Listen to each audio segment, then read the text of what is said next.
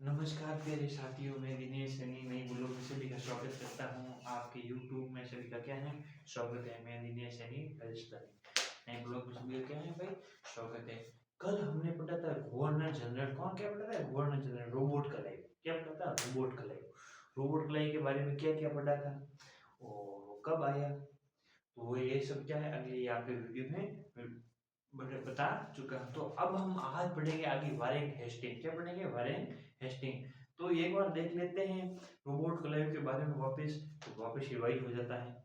देखो, इसमें 1757 से 1760 ईस्वी तक, 1757 से 1757 से 1760 ईस्वी तक, 1757 से 1760 और 1765 से 67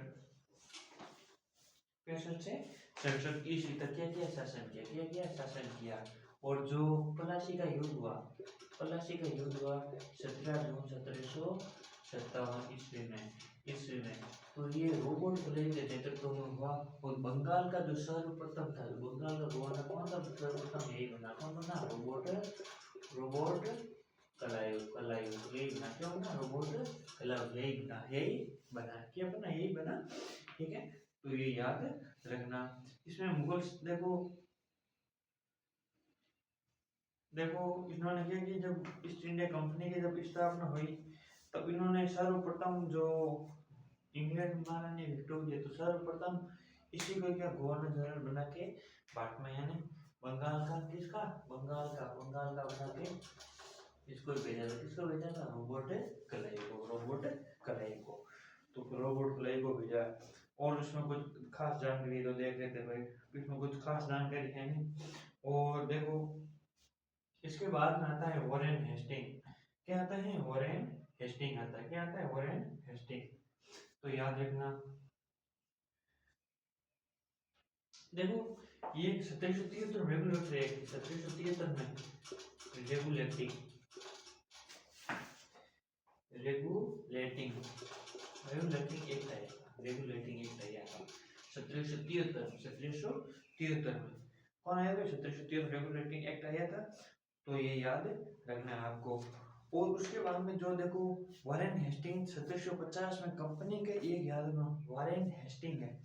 वारेन हेस्टिंग जो इसका अगले गवर्नर बनेगा ना बंगाल का, तो वारेन वारेन हेस्टिंग है। हेस्टिंग जो 1750 ईस्वी में, 1750 ईस्वी में बंगाल में, यानी बंगाल में जो कंपनी का कलर के रूप में कौन आया था? भारत वारेन हेस्टिंग है। कब आया था? 1750 में। और ये चीज और ये याद रखना कि इनका कार्यकाल 5 वर्ष होता था। मैंने बताया था इनका कार्यकाल कितना वर्ष होता था? 5 वर्ष होता था। 5 वर्ष कि इनका कार्यकाल 5 वर्ष है। क्या है? 5 वर्ष किसका है? जो गवर्नर जनरल होता है। लेकिन जो अन्य जो कंपनी को अगर फायदा मिले, यानी जो ईस्ट इंडिया कंपनी है की स्थापना याद रखना 31 दिसंबर 1600 ईस्वी में। जिसका फायदा मिले, जिसको फायदा मिले, क्या मिले? जिसको फायदा मिले कि ईस्ट इंडिया कंपनी को फायदा हो रहा है, तो उसका क्या है, वो आगे क्या कर देता है, उनको आगे बढ़ा देता है। तो कभी आप अगर ईस्ट इंडिया कंपनी से मतलब आप गवर्नर जनरल के पद पे रहते हुए अगर आपको फायदा मिल रहा है कंपनी को, तो आप क्या करो? आगे और क्या कर दो भाई? आगे और मतलब आगे अपना पद और चलाओ। तब ये क्या कर रहे थे भाई, जिन्होंने जो बंगाल के बारे में, जो बाद में जो ये प्लासी का युद्ध हुआ था अंग्रेज और उनके बीच, तो याद रखना। तो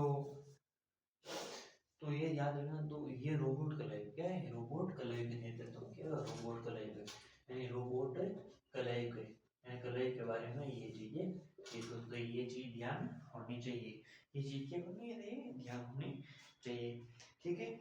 उसके बाद में जो कौन बनता है? वारेन हेस्टिंग बनता है। कौन बनता है? वारेन हेस्टिंग बनता है। कौन बनता है? वारेन हेस्टिंग बनता है। ठीक है। वो कौन बनता? जो गवर्नर जनरल होता है, जो रोबोट क्लेव के बाद में जो बनता है मैन बनता था, वारेन हेस्टिंग बनता है। और 1773 में रेगुलेटिंग एक्ट आया था। रेगुलेटिंग एक्ट कब आया था? तो 1773 में आया था। 1773 ईस्वी में आया था। तो ये चीज आपको ध्यान होनी चाहिए। अब हम आगे बढ़ते हैं। ये था, आज ये कल का क्या था, रिवीजन था। और आज बढ़ते हैं वारेन हेस्टिंग के बारे में, अच्छी से पढ़ेंगे, मन लगा के आराम से पढ़ना।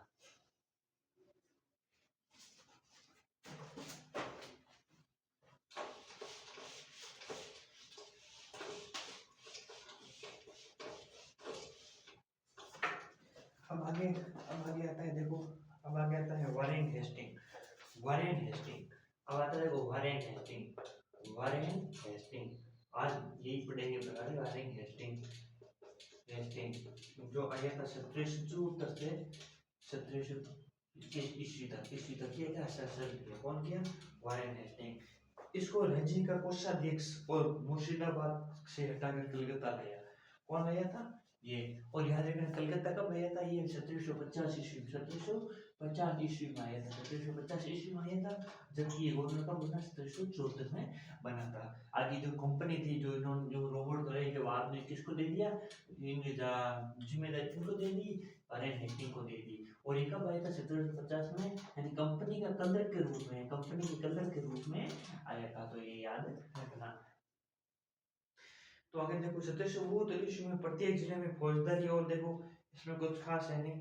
आगे देखो इनके बारे में जो कुछ देखो इन्होंने, देखो आगे क्या बताते हैं, देखो जिला फौजदारी और अदालत एक भारतीय अधिकारी के रूप में होते हैं, जिसकी सहायता के लिए, एक मुक्ति के लिए काजी और कलेक्टर का न्याय कार्यभार कर देखभाल करता था, देखभाल करता था। यानी जो देखो जो एक कलेक्टर होता है, जो मतलब जैसे जिलाधीश होता है, यानी कलेक्टर होता है जैसे हर जिले का, तो उसी के पद के आधार पर कौन करता था कार्य, वारेन हेस्टिंग कार्य करता था। सभी की जानकारी रखता था, कौन किस हमारे जिले में क्या हो रहा है, कौन सी घटना हो रही है, क्या क्या व्यापार हो रहा है, कितना फायदा हो रहा है, मुनाफा हो रहा है, कृषि हो रही, तो ये सारी कौन जानकारी ध्यान रखता था, ये वारेन हेस्टिंग ध्यान रखता था। वारेन हेस्टिंग का ध्यान रखता था कि ये चीज भाई यहाँ पे क्या पूरी ध्यान रखता था। आगे देखो आगे क्या होता है, इधर कलकत्ता में एक सदर दीवानी अदालत के रूप में एक फौजदारी अदालत की स्थापना की। और कलकत्ता में क्या की एक अदालत है, दीवानी अदालत है, फौजदारी रूप क्या की ये अदालत स्थापना करी, कौन करी, वारेन हेस्टिंग, तो ये याद रखना। आगे देखो आगे कुछ देखो उसमें कुछ खास है नहीं। देखो 1772 में कोर्ट ऑफ डायरेक्टर ने द्वैध शासन प्रणाली को समाप्त किया। अब देखो 1772 में क्या किया, 1772 में क्या किया, जो ये आया कब था, 72 में। और 1772 में क्या हुआ, अब देखो अब 1772 में क्या हुआ, देखो ये एक क्वेश्चन आ रहा है 1772 में कोर्ट ऑफ यानी कोर्ट ऑफ यानी कोर्ट ऑफ क्या है भाई, court court of directors, court of directors ने द्वैध शासन प्रणाली, यानी द्वैध शासन प्रणाली क्या है, प्रणाली द्वैध शासन प्रणाली, प्रणाली क्या की भाई, प्रणाली क्या की, प्रणाली समाप्त की, क्या की, कौन की, वारेन हेस्टिंग ने क्या की, वारेन हेस्टिंग ने कब की, 1772 में। याद रखना 1772 में क्या की, ज्यादा कुछ खास है नहीं, लेकिन जो क्वेश्चन इसमें जो लिख रखा है वो आपको जरूर बता दी जाएगी। तो इसमें देखो कंपनी को बंगाल के, बिहार तथा उड़ीसा प्रांत के शासन व्यवस्था के लिए उत्तरदायी संभालने का आदेश दिया। अब वारेन हेस्टिंग क्या क्या संभालता है, देखो बंगाल, बिहार तथा उड़ीसा, बंगाल,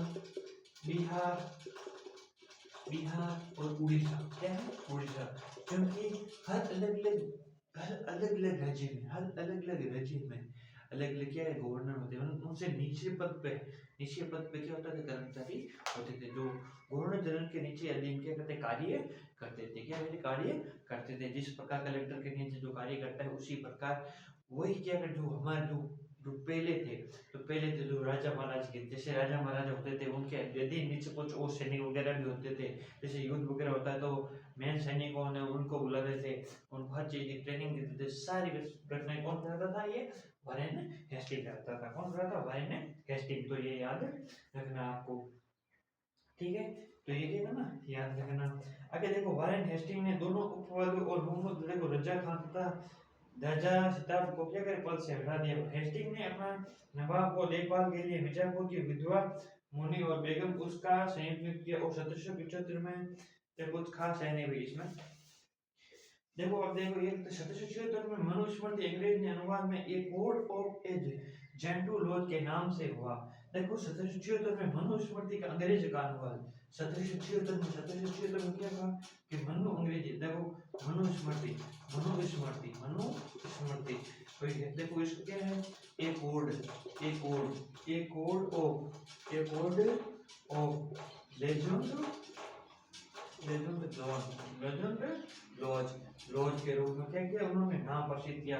और 1792 में क्या किया भाई देखो अभिज्ञान 1792 में क्या किया अभिज्ञान शकुंतला नामक नाट्य अंग्रेजी में क्या अनुवाद किया अभिज्ञान शकुंतला नाट्य शकुंतला नाट्य नाट्य नाट्य जो कि नाट्य जो क्या किया भाई जो अंग्रेजी में अनुवाद किया क्या अंग्रेजी में अनुवाद किया कौन से अंग्रेजी में अनुवाद किया 1792 के ईस्वी में। तो ये याद रखना नाटिका के अंग्रेजी में अनुवाद किया विलियम विल्किंस ने 1785 में भगवत गीता को अंग्रेजी में देखो विलियम अब आता कौन विलियम कौन था विलियम इन्होंने क्या किया 1700 विलियम ने क्या किया विलियम विल्किंस ने क्या किया कि 1775 ईस्वी में तो 1785 ईस्वी में जो माँ देखो 1785 ईस्वी में भगवत गीता को अंग्रेजी भगवत गीता को क्या किया भाई भगवत गीता को अंग्रेजी में अनुवाद किया है जो हिंदी से क्या करें इंग्लिश में क्या करें ट्रांसलेट कर दिया अंग्रेजी में क्या किया अनुवाद किया किसने किया ये विलियम्स ने। तो ये याद रखना। देखो अब आगे आता है देखो 1784 में देखो अंग्रेजी में अनुवाद किया और हेस्टिंग ने 1781 में कलकत्ता में मुस्लिम शिक्षा के विकास के लिए प्रथम मदरसा की स्थापना की। 1781 ईस्वी में याद रखना 1781 ईस्वी में क्या किया कि इन्होंने कलकत्ता में मुस्लिम शिक्षा कलकत्ता में मुस्लिम शिक्षा कलकत्ता में क्या की भाई मुस्लिम शिक्षा क्या की भाई मुस्लिम शिक्षा को विकास के लिए प्रथम मदरसा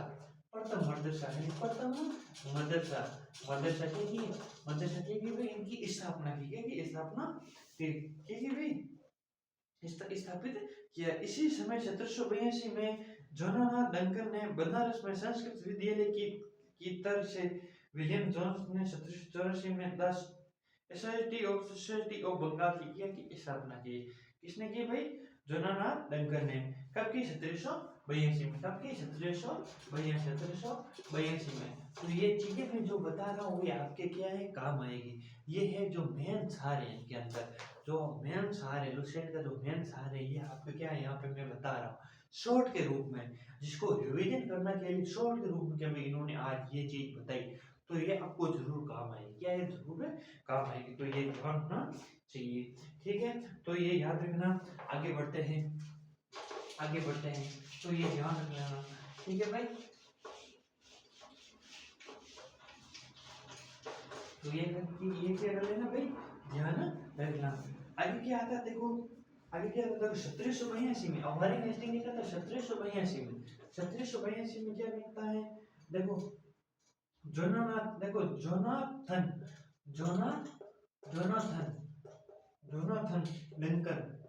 डंकन ने क्या की बनारस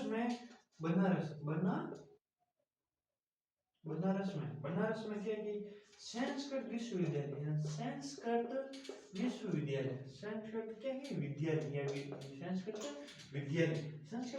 तथा सर विलियम जोन्स ने बाद में क्या सर विलियम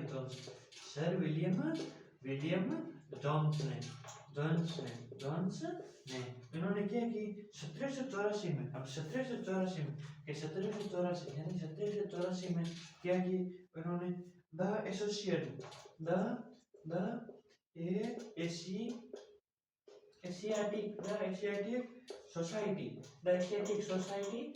सोसाइटी आगे देखो क्या सोसाइटी ऑफ बंगाल की स्थापना की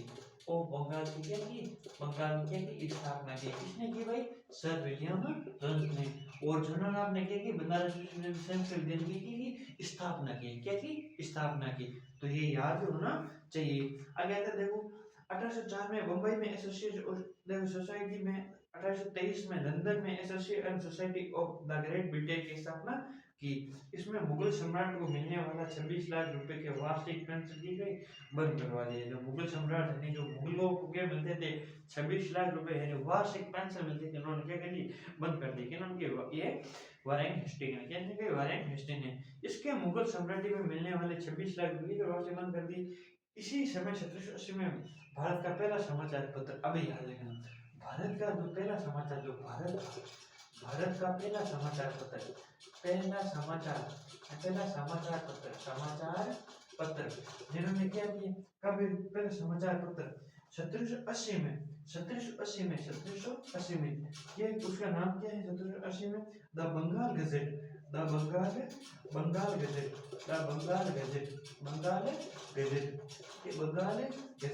क्या है भाई, द बंगाल गजेट प्रकाश का बंगाल गजेट के प्रकाशन जेम्स ऑगस्टन हिक्की ने किया। अब इसको करने वाला कौन था, जेम्स ऑगस्टन हिक्की ने, जेम्स ऑगस्टन हिक्की ने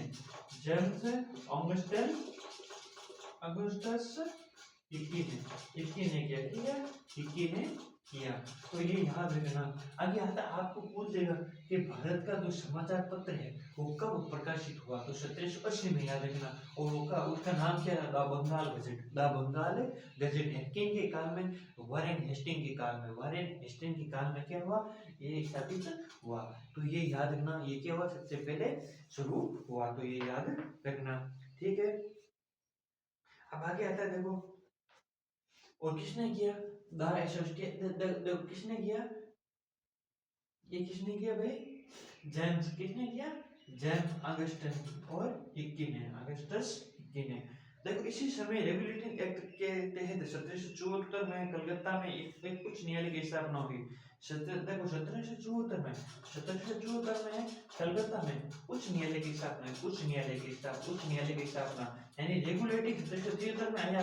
1773 में रेगुलेटिंग एक्ट आया, उसके बाद में जो 1774 में क्या हुई, उच्च न्यायालय की स्थापना हुई। और कहाँ हुई, कलकत्ता में हुई।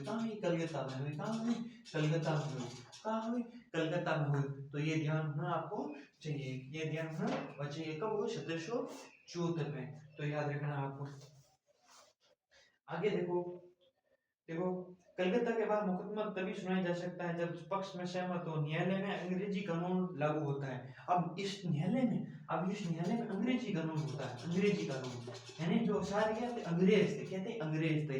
और उन्हीं के आधार पर जो विपक्ष वो आते थे, और जिनके जो केस वगैरह थे, तो वो क्या करते, वो इसी के आधार पर क्या करते, उनको क्या करते थे, लड़ते थे, उनके ऊपर भाई हार जीत होती थी। ये कौन करते थे, अंग्रेज करते थे। कहाँ करते थे, ये कलकत्ता में उच्च न्यायालय। और सर्वप्रथम जो अंग्रेजी में जो न्यायालय पेश होता था वही होता था कहाँ भाई, कलकत्ता में। और कौन करते थे, अंग्रेज करते थे। तो ये ध्यान रखना चाहिए, ठीक है।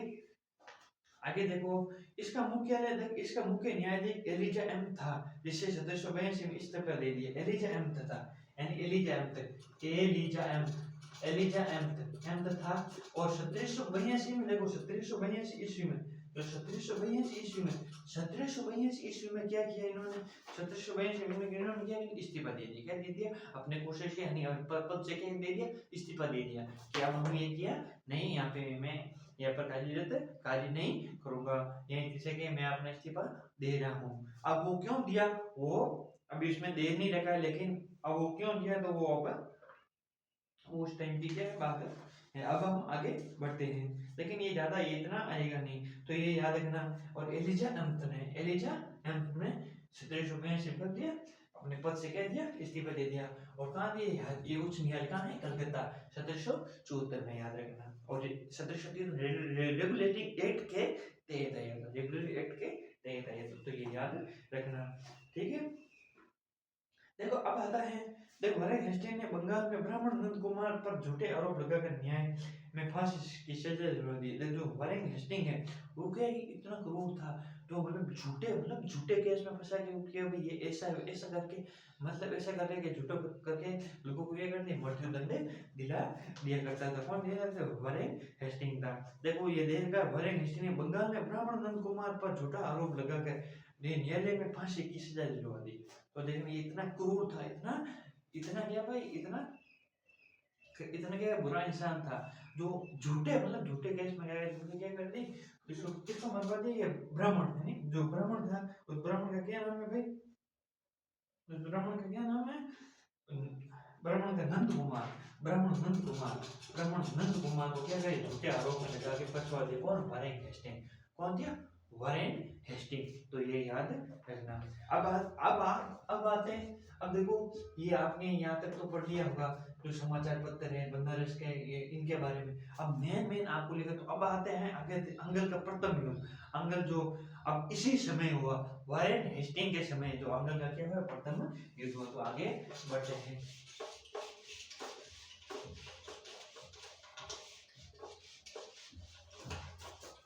तो आगे बढ़ते हैं। अब क्या आता है, अब आता है देखो प्रथम अंगल मराठा युद्ध, प्रथम अंगल यानी प्रथम अंगल यानी प्रथम अंगल, प्रथम अंगल मराठा युद्ध, मराठा युद्ध, प्रथम अंगल क्या मराठा युद्ध।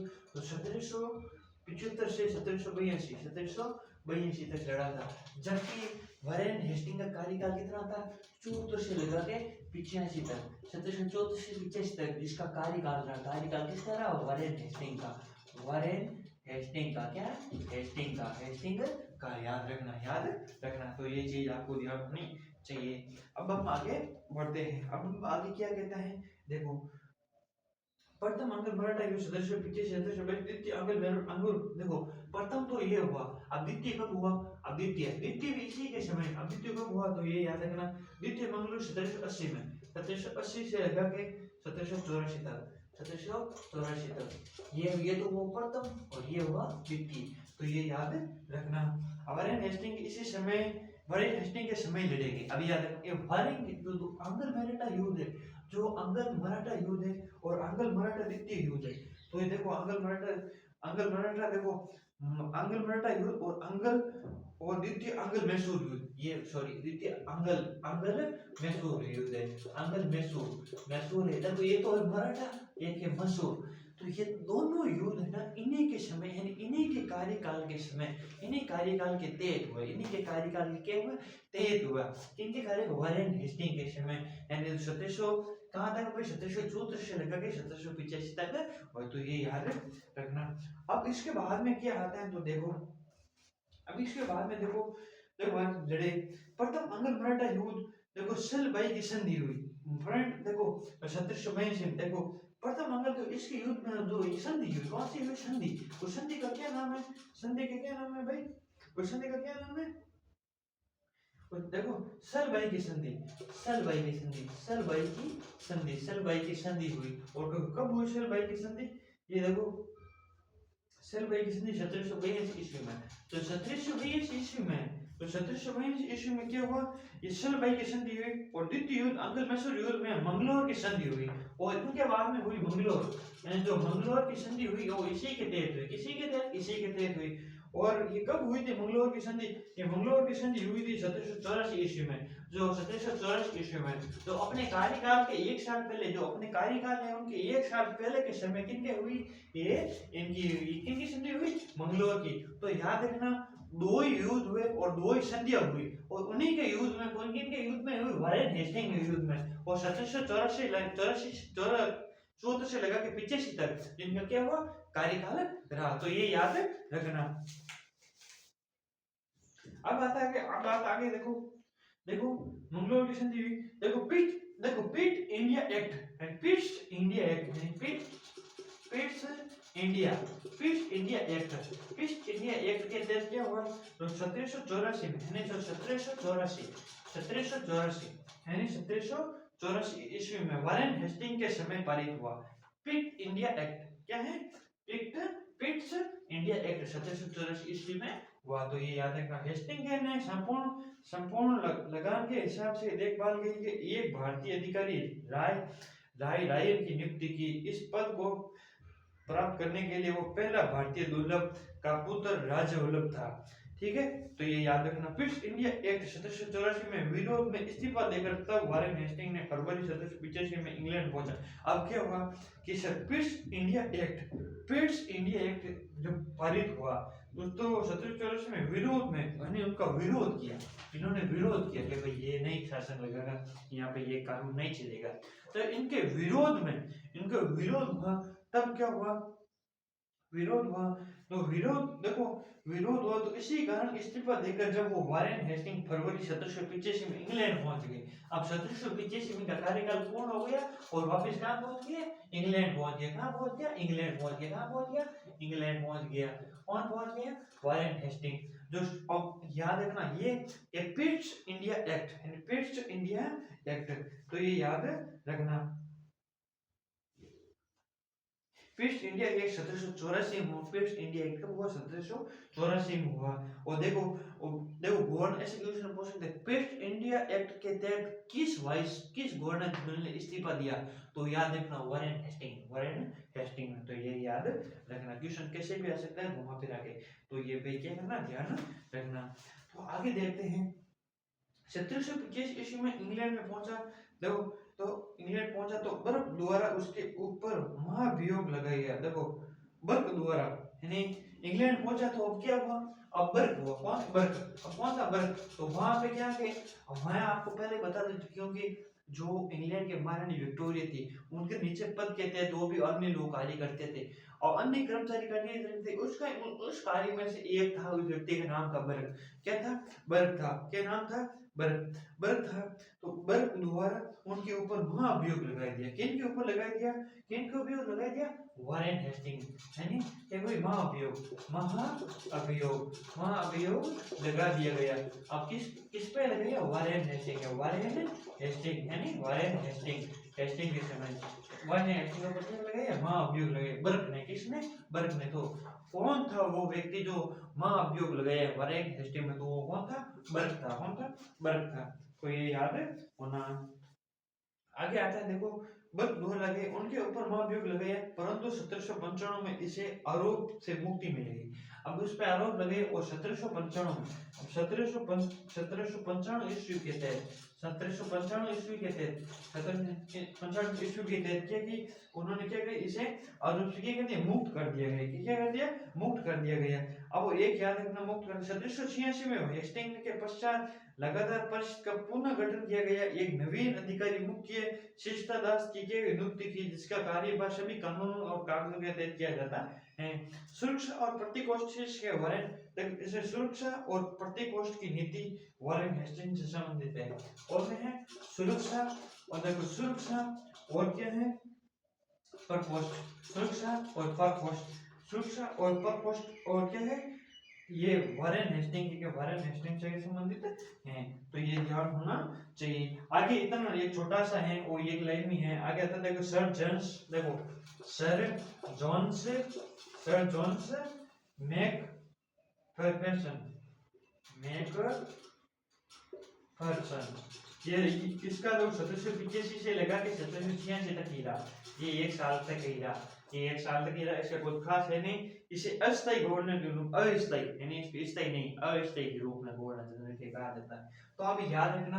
अब मैं आपको बताऊं वारेन हेस्टिंग को ये कहानी देखो बर्फ ने क्यों लगाई, तो ये याद रखना। अब आपको ये भैया मैं बताता हूँ कि ये क्यों लगाई, क्योंकि इन्होंने कुछ गलत कार्य किए। क्या क्या, कुछ गलत कार्य की। तभी मैंने आपको वो बताया था, कौन था वो, नंद नंद नंद ब्राह्मण था। उसे झूठे केस में आरोप में है जो कुछ गलत नीतियां के कारण है, कुछ गलत नीतियां अपनाई, जिसके कारण क्या हुआ, ब्रिटिश जो ईस्ट इंडिया कंपनी उनको काफी क्या हुई, शर्मिंदगी महसूस होनी पड़ी। क्या हुई कि इन्होंने भाई जो विधिवत रूप से जो नियम चला रहे वो उन पर नहीं चला और उनसे भारत में कुछ अलग तरीके से किए, जिसके कारण क्या हुआ, ईस्ट इंडिया कंपनी को काफी नुकसान हुआ।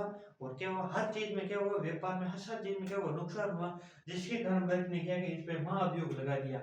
और तुम मतलब इतने गलत कार्य करने के बाद भी तुम ये चीज की, तो तब मैं आपको बताऊं कि तब आपको वो कौन सा जो पिट इंडिया एक्ट आया था 1784 में, जिसकी इसी के कारण, जब इसी के कारण क्या इसे क्या करनी, जो फरवरी 1784 में इसको क्या भाई अपना पद इस्तीफा देना पड़ा और वापस कहाँ गया, ब्रिटेन गया। ब्रिटेन जाने के बाद भी बर्फ ने क्या लगा, इसमें महाअभियोग लगा दिया। किस पे लगा दिया, वारेन हेस्टिंग पे। उसके बाद में जो ये सारी प्रक्रिया पूर्ण हुई और 1795 ईस्वी में क्या हुआ, इन्होंने क्या अपने वापस क्या हुई, क्या हुई वापस नियुक्ति, यानी वो वापस क्या वापस फ्री हो गया, यानी उस पे क्या कोई पूरा जो महाभियोग लगा वो क्या करे समाप्त कर दिया। उसके बाद में आता है सर जेम्स फ्रैंकमेस्टर, जिन्होंने 1785 से 1786 ईस्वी में विज्ञान के पद पर रहा। इसे अस्थायी के रूप में जाना जाता है, इसे अस्थायी यानी अस्थायी के रूप में, यानी अस्थायी के रूप में क्या करे इसे क्या जाना जाता है, किसे जाना जाता है, सर जॉन्स मैकफेरसन को। तो ये चीज आपको ध्यान होनी चाहिए। अब हम देखो आज आपको क्या कर जो वारेन हेस्टिंग है तो ये पढ़ लिया, और सन जॉन्स मैकफेरसन है ये भी पढ़ लिया। अब आपका आगे आता है लॉर्ड कॉर्नवालिस। क्या आता है, लॉर्ड कॉर्नवालिस, जिन्होंने क्या क्या की। तो अभी ये चीज आपको ध्यान होना चाहिए, ये चीज क्या ध्यान होनी चाहिए कि भाई अभी याद रखना जो अंगल मैसूर युद्ध है, देखो अंगल मेरठा और अंगल मैसूर, तो ये यहाँ युद्ध देखो वारेन हेस्टिंग के समय, यानी वारेन हेस्टिंग के समय लड़ा गया, और इसी के तहत दो संधियां की गई। पहली संधि की गई सुलभाई की सन 1722 में, दूसरी मंगलोर की संधि 1784 ईस्वी में, यानी दोनों किन के तहत की गई, वारेन हेस्टिंग के तहत की गई, वारेन हेस्टिंग के तहत की गई। किसने की, वारेन हेस्टिंग के तहत की गई। तो ये ध्यान होना चाहिए। और ईस्ट इंडिया एक्ट किसके तहत आई थी, ये वारेन हेस्टिंग के समय आया था। और महाभियोग किसने लगाया, बर्क महाभियोग किसने लगाया, बर्क ने। और किस पे लगाया, वारेन हेस्टिंग पे। क्यों लगाया, क्योंकि वो गलत नीतियां अपनी जो गलत नीतियां की क्या जो अपने पद का क्या गलत इस्तेमाल करके क्या भाई कूदिया नहीं, गलत क्या भाई गलत किया गई, गलत तरीके से किया गया भाई कार्य किया, जिसके कारण क्या कोई इस्तीफा देना पड़ा। और कब दिया, तो पेस्ट इंडिया एक्ट था, पेस्ट इंडिया एक्ट 1784 ईस्वी में आया था, तब इन्होंने क्या किया, वारेन हेस्टिंग के आपने क्या पद से कर दिया, इस्तीफा दे दिया था। तो ये थी आज वारेन हेस्टिंग की कहानी। क्या थी, वारेन हेस्टिंग की कहानी। तो कल हम अगला जो है गवर्नर जनरल पढ़ेंगे। तो आज की ये वीडियो कैसी लगी तो जरूर कमेंट करना, लाइक करना, सब्सक्राइब करना और सर्च करना और आगे जरूर भेजना, ठीक है। तो ये ध्यान होना चाहिए। देखो रोबोट क्लाइव, अब वारेन हेस्टिंग और ये सर जॉन्स, इनके बारे में ये पढ़िए। अब हम कल आगे अगर अगले बार क्या करेंगे, अब अगले बार क्या करेंगे वो पढ़ेंगे सर कॉर्नवालिस। अब ये सर कॉर्नवालिस क्या कहते हैं, किस प्रकार की घटना होती है, हम क्या करेंगे कल जरूर पढ़ेंगे। तो आज की ये वीडियो आप जरूर देखना और अच्छी हैं, और सारी चीज आपको जो यहाँ पे बोर्ड पे बता दी। देखो ऐसी जो मेन चीजें यहाँ पे लिख दी और एक कहानी के रूप में आपको क्या क्या सुना दी। तो अगर आपको वीडियो अच्छी लगी तो जरूर बताना। आज के लिए इतना ही, धन्यवाद, जय हिंद, राम राम।